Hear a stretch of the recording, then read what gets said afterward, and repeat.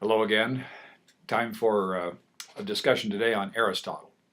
We've already done Socrates, we've already done Plato, so now it's time to go to the last of the big three, and that's Aristotle. Chronologically, he comes last. He's born in 384 BC, so not even in the 400s. We've already had the Peloponnesian Wars, we've already had the fall of Athens. Greece has now reverted back to a series of little military dictatorships. And Aristotle is going to grow up under that type of a regime. Lots of military powers around. What do we do? Just a little background on him himself. His dad was a doctor.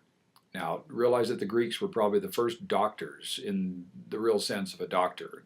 Go to this person, he'll prescribe herbs or whatever it may be, but he'll help you actually get better physically. And Galen and Hippocrates, the Hippocratic Oath that doctors still take to this day. Those are all Greek ideas. And so Aristotle is right in there with the rest of them when his father is a doctor. As such, Dad had quite a bit of money. And Dad dies when Aristotle is still fairly young, and Aristotle inherits the farm and everything else. He inherits a lot of money, and he's a typical youth. He blows it. He blows the whole thing on wine, women, and song and finds himself dead broke a few years later. What can I do? He joins the army just so he can have enough food on his plate that he doesn't starve.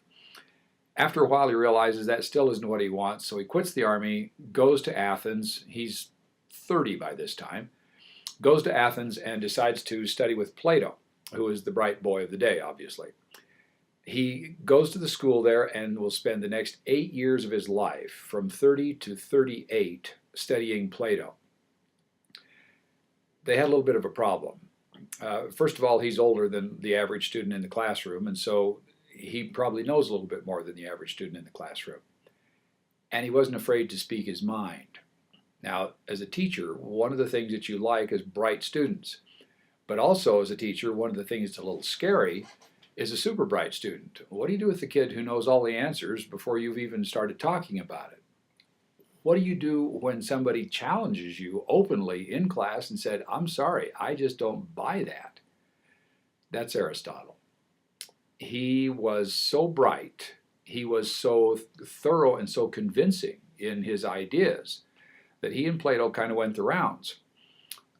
Plato, as you'll remember, said that the only reality is up there, that the world of ideas is perfect, and everything that's down here is just a knockoff of a perfect idea. So studying something down here gets us nowhere, is of no value, because we're not studying perfection. We're only studying, imitations thereof, which is not good. If you go to make a cake and I give you a chocolate pudding and say, well, it's kind of a cake, but not really, but it's the closest thing I've got, it's better than a mud pie, go ahead and study it, you're going to say, well, that doesn't make any sense at all. That's kind of Plato's view. He says, well, why study any of this stuff? Let's take a perfect recipe for a perfect cake and study that, and then we'll deal with the mundane down here later.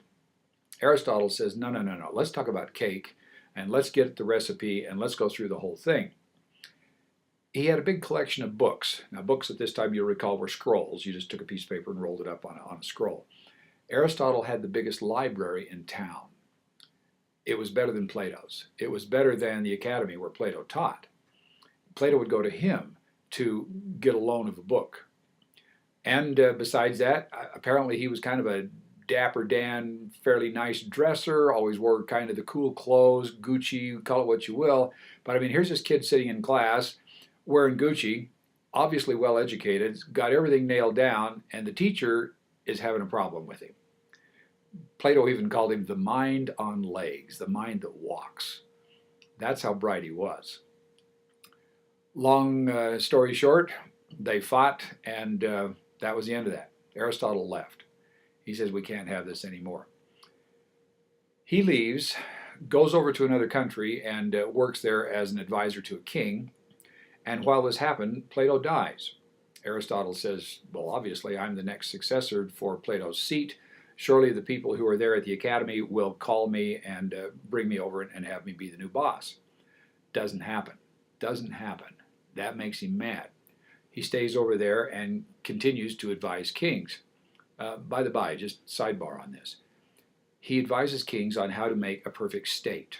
And the way he does this is he goes to all the little city-states around the area, all around Greece and over on the coast on Turkey, and takes the city constitutions, whatever they may be, and analyzes them and looks at the various clauses that are written in there and says this is good, this is not, and basically kind of creates his own little list of these are good, these are bad. And if I were writing one for a brand new country or a new constitution, here's what I would put in. Who does he sound like in all of this? Machiavelli. We'll get there. Machiavelli is in the 1500s. That's next semester. But Mac ran a very tight ship. Not a democracy. Not a democracy at all.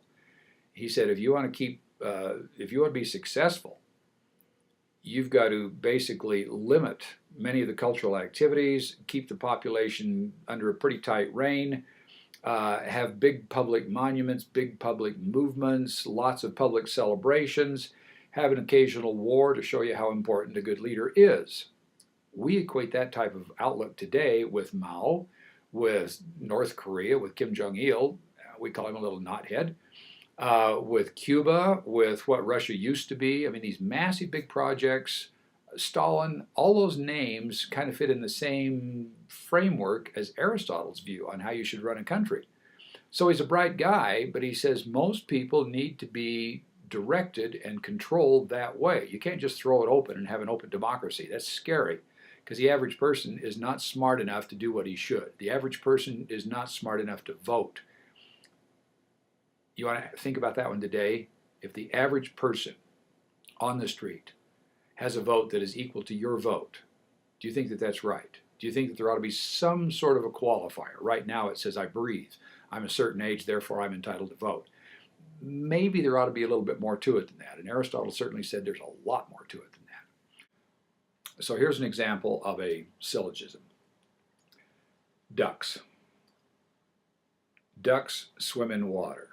A is to B. A mallard is a duck. Therefore, here's my conclusion, mallards swim in water. See how that works?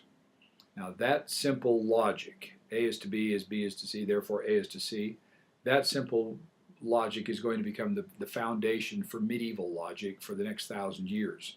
It will be the basis for the church clear into the 1200s, because it's logical to use something like that in order to determine spiritual or non-definable, non-physical attributes or qualities. In other words, how do you tell me what God is like if you can't go up and visit him, if you can't weigh him, if you can't say how tall is he or what color of hair does he have? That's where they were. And so the better way to understand it is to just use logic, to go from A to B to B to C. And they used Aristotle as the basis of that. I left out one thing. Where does Alexander the Great fit in with all this? Alex's dad is named Philip of Macedon. He lives up in northern Greece. And while all this is going on, and Aristotle is famous, Dad, Philip, wants his son, Alex, to have a good teacher. That's only logical, and so he hires the best. And he has Alexander taught by Aristotle for roughly 3 years. One-on-one. I mean, think where you would be if you got your pick of any faculty member in any school from the best that there is out there in any subject and said, would you please come over to my house and just live there for the next 3 years so that I can just ask you anything about anything anytime that I want to? That'd be education, wouldn't it? That'd be education at its best. And that's what we wanted here. And that's what Aristotle does. Unfortunately, he is not very happy with his pupil. Apparently, Alex may be bright in a military sense, but he's also not really that interested in bugs or in classifying plants or animals or anything like that Aristotle is trying to teach him.